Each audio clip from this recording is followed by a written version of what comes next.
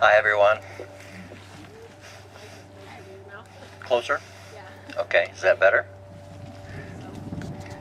Lewis Leroy Taylor had a manner of greeting people, whether it be an old friend or a new acquaintance, that invariably included a warm handshake. People knew this about him, and they really came to expect that from him.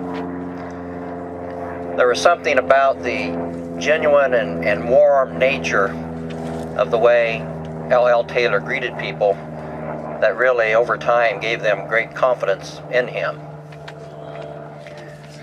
L.L. Taylor is buried and lays here with his wife Miriam and their daughter Henrietta. He also had a son, John B. Taylor.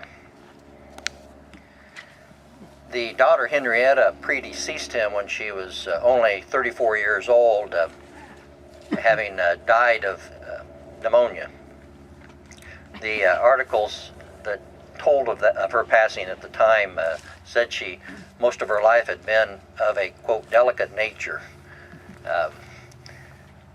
and had caught pneumonia and passed. L.L. Taylor was born in Hart County, Kentucky in 1838. He died in Appanoose County December 27th of 1915 at age 77 years. The accounts of his death note that there had been an ice storm, or more than one ice storm at the time, and he had fell twice. The first time he had hit his head. The second time when he fell on the ice, he had broken a hip, and the apparent cause of his death was a blood clot, probably from his first fall and the head injury. L.L. Taylor had a rich and varied life. He came to Iowa with his family when he was 10 or 11 years old. They settled on a farm in Washington Township near Moulton. Over the years, L.L. Taylor held many positions of responsibility. As I noted, he, in the early years, farmed. He was a school teacher for 30 terms, which I gather to be 15 years. He was clerk of court for 8 years. He was justice of the peace. He was the county assessor for 8 years. He was secretary of the school board for 15 terms. And during most of this time, he acted as administrator for many estates of folks that had died in the area, and also helped administer trusts and deal with people's financial affairs.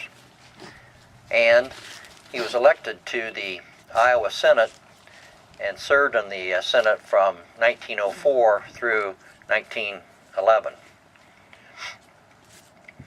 His politics were that he was a Democrat. Many of the accounts of that day, however, note that he received very strong support from members of both major political parties.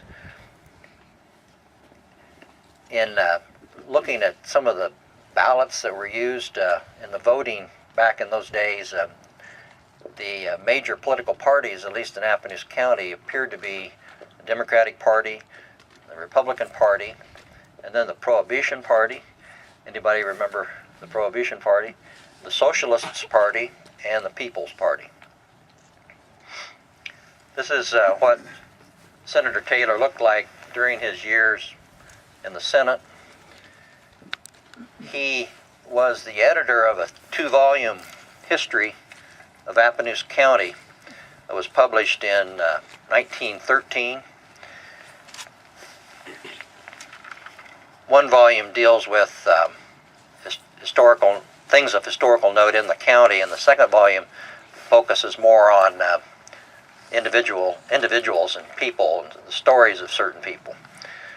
As editor, Senator Taylor noted that this 2-volume set is a record of the settlement, organization, progress and achievement in Appanoose County.